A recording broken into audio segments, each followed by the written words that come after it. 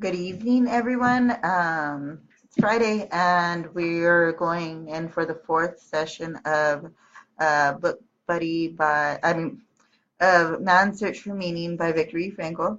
The whole family's home tonight, so if you hear things in the background, just ignore them. They're cool. They're cool. We're cool. Um, I feel like I was meant to tell you something else, and I don't remember. Um, Here we go.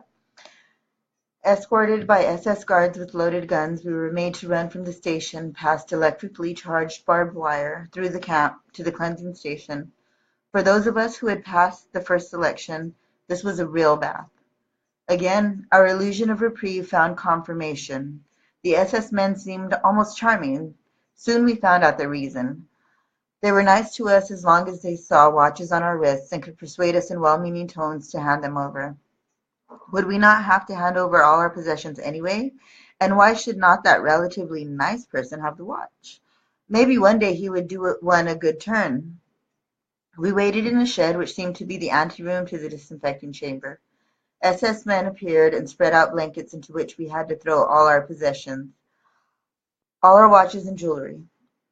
There were still naive prisoners among us who asked, to the amusement of the more seasoned ones who were there as helpers, if they could not keep a wedding ring, a medal, or a good luck piece.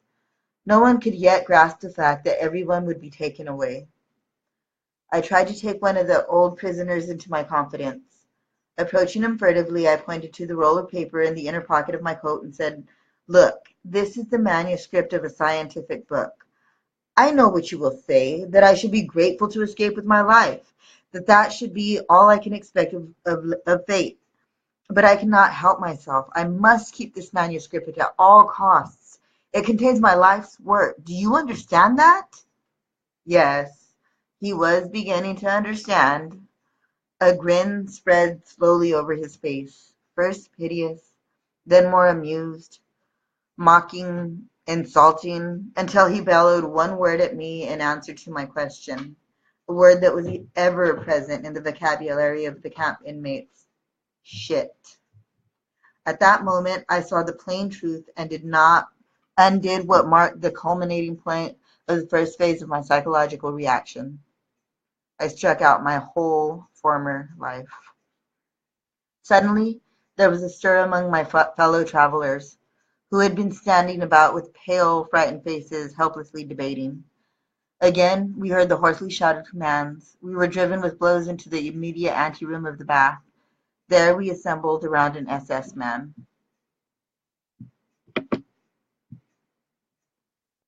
An SS man who waited until we had all arrived. Then he said, "I will give you 2 minutes, and I shall time you by my watch. In these 2 minutes you will get fully undressed and drop everything on the floor where you are standing. You will take nothing with you except your shoes, your belt or suspenders, and possibly a truss. I'm starting to count now." With unthinkable haste, people tore off their clothes. As the time grew shorter, they became increasingly nervous and pulled clumsily at their underwear, belts, and shoelaces. Then we heard the first sounds of whipping, leather straps beating down on naked bodies. Next, we were herded into another room to be shaved. Not only our heads were shorn, but not a hair was left on our entire bodies. Then onto the showers, where we lined up again. We hardly recognized each other, but with great relief, some people noted that real water dripped from the sprays. While we were waiting for the shower, our nakedness was brought home to us. We really had nothing now except our bare bodies. Even minus hair, all we possessed, literally, was our naked existence. What else remained for us as a material link with our former lives? For me, there was my glasses and my belt. The latter I had to exchange later on for a piece of bread. There was an extra bit of excitement in store for the owners of trusses. In the evening, the senior prisoners in charge of our hut welcomed us with a speech in which he gave us his word of honor that he would hang personally from that beam, he pointed to it, any person who had sewn money or precious stones into his truss. Proudly, he explained that as a senior inhabitant, the camp laws entitled him to do so. Where our shoes were concerned, matters were not so simple. Although we were supposed to keep them, those who had fairly decent pairs had to give them up after all and were given in exchange shoes that did not fit. In for real trouble were those prisoners who had followed the apparently well-meant advice given in the anteroom of the senior prisoners and had shortened their jackboots by cutting the tops off, then spraying soap on the cut edges to hide the sabotage. The SS men seemed to have waited for just that. All suspected of this crime had to go into a small adjoining room. After a time, we again heard the lashings of the strap and the screams of tortured men. This time it lasted for quite a while. Thus the illusions some of us still held were destroyed one by one, and then, quite unexpectedly, most of us were overcome by a grim sense of humor. We knew that we had nothing to lose except our so ridiculously naked lives. When the showers started to run, we all tried very hard to make fun, both about ourselves and about each other. After all, real water did flow from the sprays. Apart from that strange kind of humor, another sensation seized us: curiosity. I have experienced this kind of curiosity before as a fundamental reaction towards certain strange circumstances. When my life was once endangered by a climbing accident, I felt only one sensation at the critical moment: curiosity. Curiosity as to whether I should come out of it alive or with a fractured skull or some other injuries. Cold curiosity predominated even in Auschwitz, somehow detaching the mind from its surroundings, which came to be regarded with a kind of objectivity. At that time one cultivated this state of mind as a means of protection. We were anxious to know what would happen next, and what would be the consequence, for example, of our standing in the open air in the chill of late autumn, stark naked and still wet from the showers.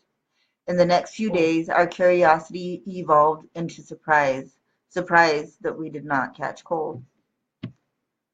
There were many similar surprises in store for new arrivals. The medical men among us learned first of all, textbooks tell lies.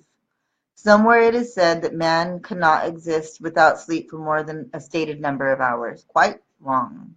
I had been convinced that there were certain things I just could not do. I could not sleep without this, or I could not live with that or the other. The first night in Auschwitz we slept in beds which were constructed in tiers. On each tier, measuring 6.5 to 8 feet, slept 9 men directly on the boards. 2 blankets were shared by each 9 men. We could, of course, lie only on our sides, crowded and huddled against each other, which had some advantages because of the bitter cold. Though it was forbidden to take shoes up to the bunks, some people did use them secretly as pillows in spite of the fact that they were caked with mud. Otherwise one's head had to rest on the crook of an almost dislocated arm. And yet sleep came and brought oblivion and relief from pain for a few hours. I would like to mention a few similar surprises on how much we could endure. We were unable to clean our teeth, and yet, in spite of that and a severe vitamin deficiency, we had healthier gums than ever before. We had to wear the same shirts for half a year until they had lost all appearances of being shirts. For days we were unable to wash, even partially, because of frozen water pipes, and yet the sores and abrasions on hands which were dirty from work in the soil did not separate. That is, unless there was frostbite. Or, for instance, a light sleeper who used to be disturbed by the slightest noise in the next room now found himself lying pressed against a comrade who snored loudly a few inches from his ear, and yet slept quite soundly through the noise. If someone now asked of us the truth of Dostoevsky's statement that flatly denies man as a being who can get used to anything, we would reply, yes, a man can get used to anything, but do not ask us how. But our psychological investigations have not taken us that far yet. Neither had we prisoners reached that point. We were still in the first phase of our psychological reactions. Thank you guys for choosing to join me this evening. I'm honored. Thank you for your patience and for your patience with my. I know I mispronounce things, so help a sister out. Let me know if I am. Thanks. You guys have a good night.